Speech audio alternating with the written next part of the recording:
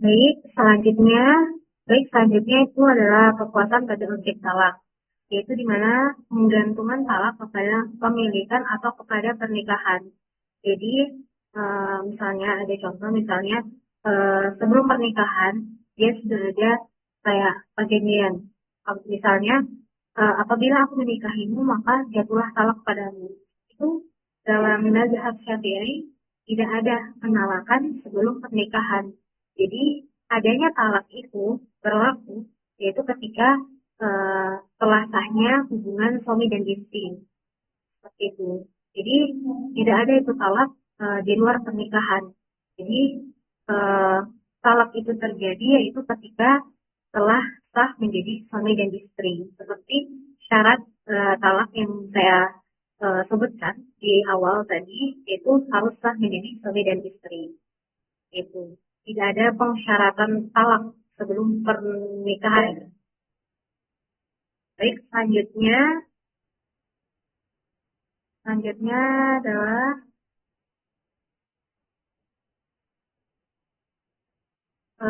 ucapan atau perkataan yang membuat talak itu terjadi. Jadi eh, yang pertama itu talak yang bersifat terang-terangan. Talak yang bersifat terang-terangan ini yaitu tidak ada eh, kiasan dalam pengucapan talak. Dia benar-benar kayak eh, pembahasannya tidak ada kata yang selain talak. Kayak misalnya dikiaskan ucapan talak tersebut. Dia benar-benar langsung kayak aku menalakmu, aku menceraikanmu seperti itu. Tidak ada kayak kamu haram bagiku. Maka itu kan seperti kayak mengucapkan dengan kata kiasan kayak haram gitu. Jadi tapi itu setelah menjadi talak. Sedangkan yang kayak kata bersifat terang-terangan ini yang benar-benar dia mengucapkan aku menalakmu atau aku menceraikanmu. Yang benar-benar tidak ada kata eh, kiasan di dalamnya. Baik, selanjutnya itu talak yang eh, ucapannya itu dengan sindiran. Nah, ucapan dengan sindiran ini yaitu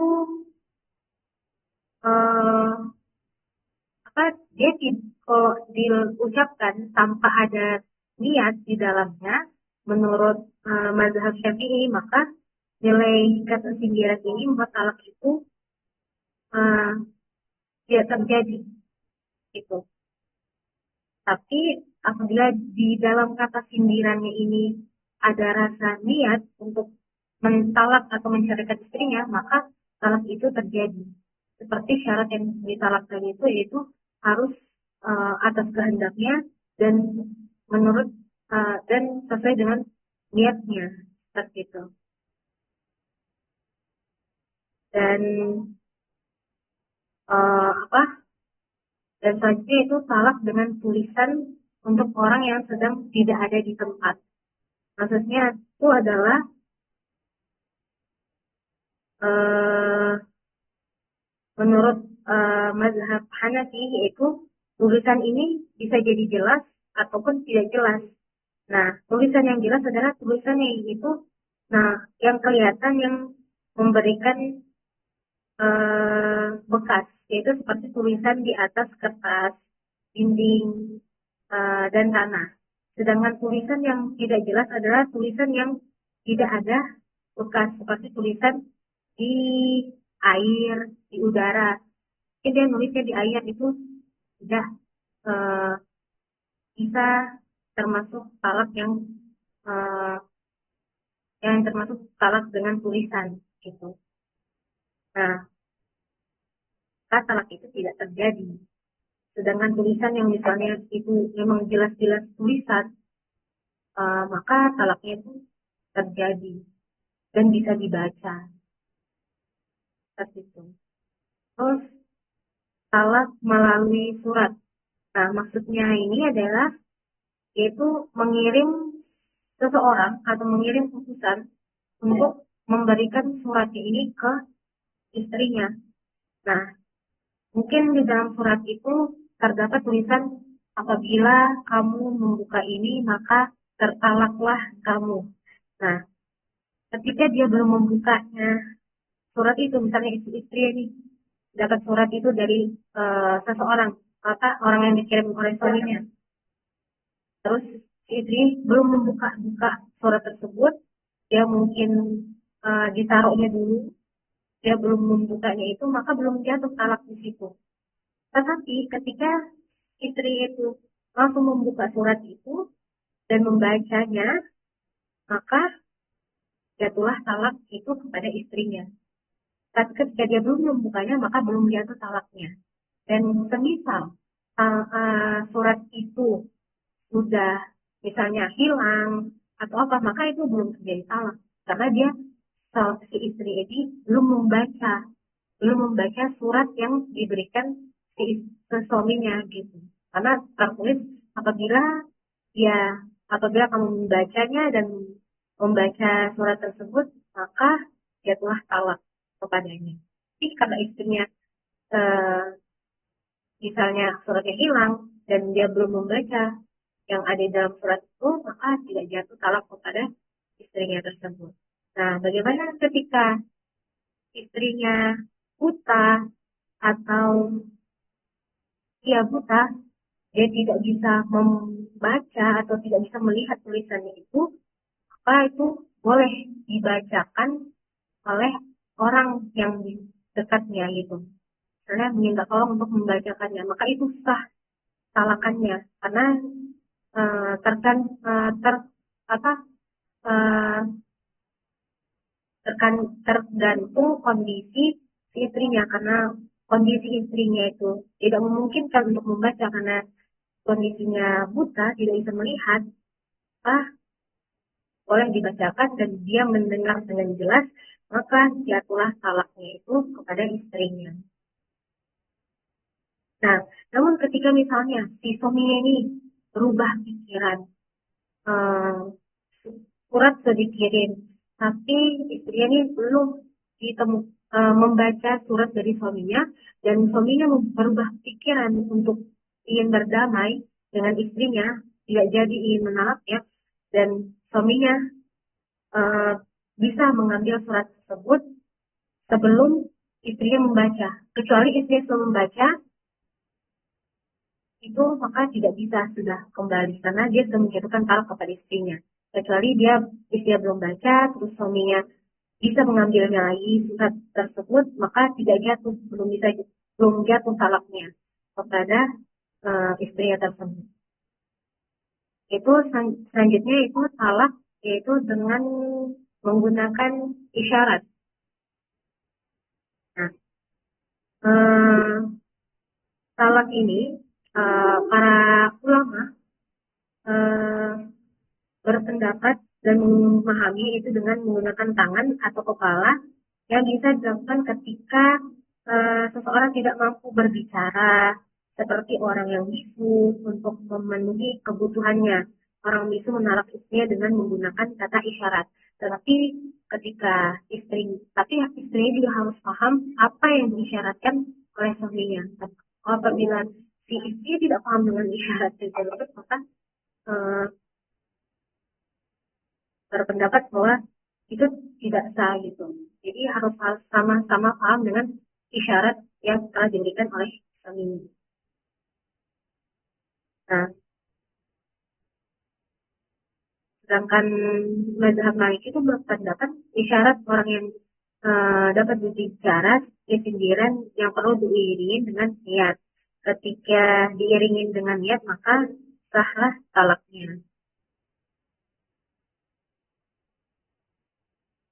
Jadi yang menggunakan syarat ini yang benar-benar dia tidak bisa lepaskan talak tersebut atau yang tadi dibilang bisu itu baru bisa menggunakan isyarat tersebut. Tapi ketika dia bisa ngomong, biasa berbicara, maka dia tidak diperbolehkan menggunakan kata isyarat, tidak sah talak tersebut. Yang sah talaknya yang menggunakan isyarat ini adalah orang-orang yang memang membutuhkan uh, untuk menggunakan isyarat. Gitu. Selanjutnya adalah jumlah talak pada beberapa lafaz, yaitu satu, lafaz yang diucapkan oleh suami yang melakukan talak.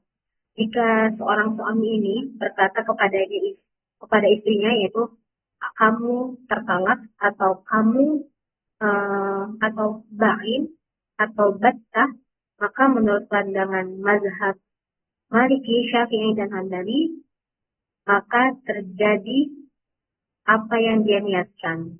Maksudnya, maka sahlah talak tersebut. Walaupun cuma kayak suaminya bilang ba'in atau kamu tertalak, itu sudah sah talaknya. Nah, jika dia melakukan ingin berniatan kayak misalnya kamu tertalak 2 atau 3, maka uh, diriwayatkan bahwasanya ada dalam apa, Nabi SAW berkata, Wallahi ma'arod ta illa wahidah. Demi Allah, kamu hanya menginginkan talak satu. Nah, dalam sini maksudnya itu ketika terjadi talak itu ada prosesnya. Kalau talak satu, talak 2, kecuali dia langsung mengatakan kepada istrinya, kamu talak 3, ya udah, maka talaknya dia talak 3. Tapi ketika dia tidak mengucapkan berapa jumlahnya, maka dia termasuk talak 1.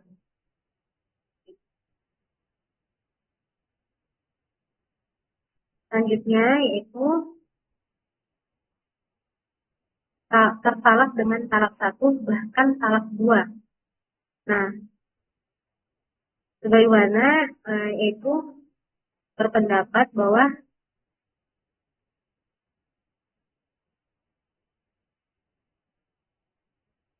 terus yang talak ketiga, ucapan talak dibarengi dengan lafaz 3 dan dengan diulangi.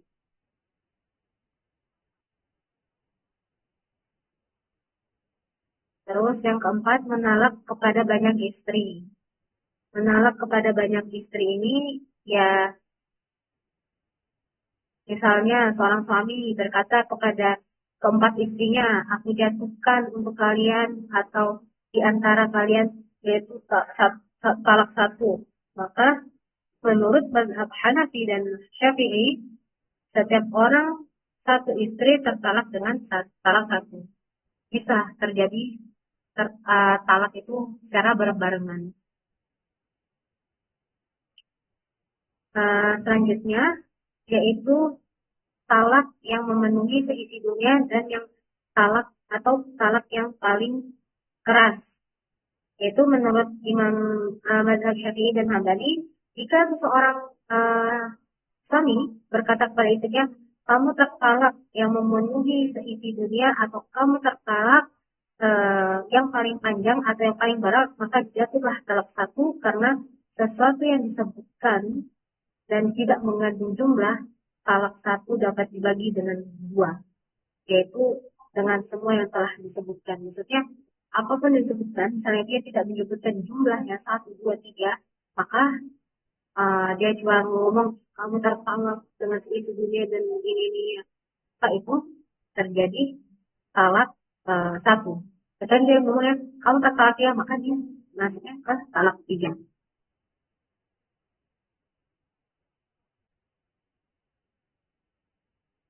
Nah, selanjutnya itu satu talak sebelum satu talak atau sesudahnya.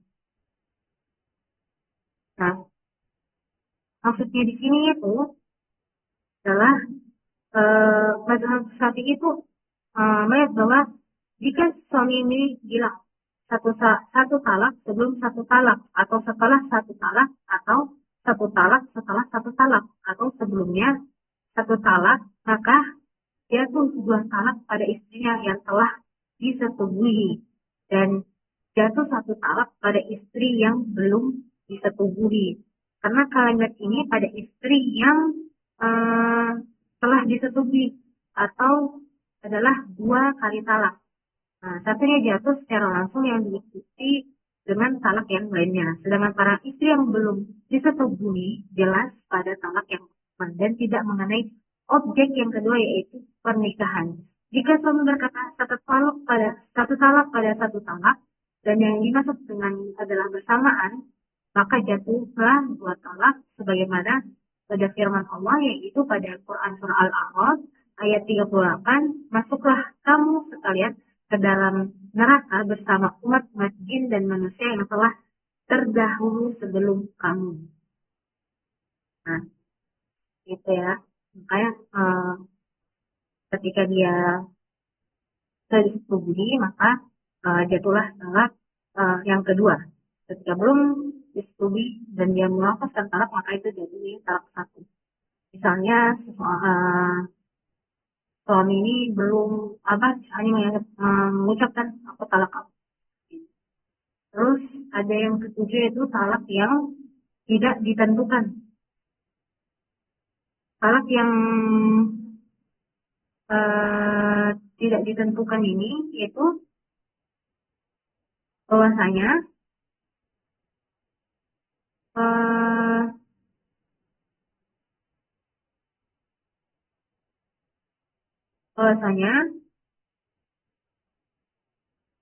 jika suami berkata istriku tertalak dan dia memiliki 2 orang istri atau 3, maka salah satu dari mereka tertalak dan dia harus memilih orangnya.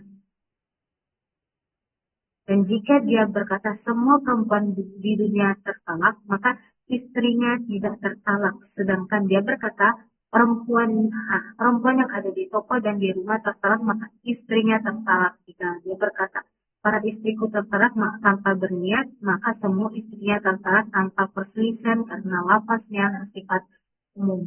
Ya, maksudnya itu talaknya itu enggak ditentukan. Dia bilang mungkin istrinya lebih dari 1. Dia,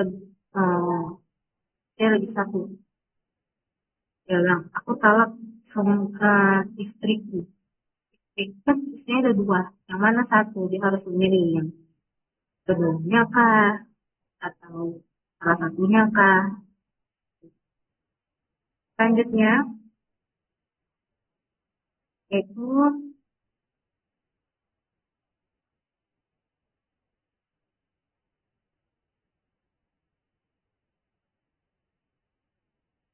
ini itu. Mungkin itu saja materi tentang kondisi dan bagaimana ucapan suatu objek dalam talak yang saya sampaikan. Terima kasih atas kesempatannya. Mohon maaf bila ada kesalahan dalam pengucapan. Kurang dan lebihnya saya mohon maaf. Wallahu a'lam bishawab. Assalamualaikum warahmatullahi wabarakatuh.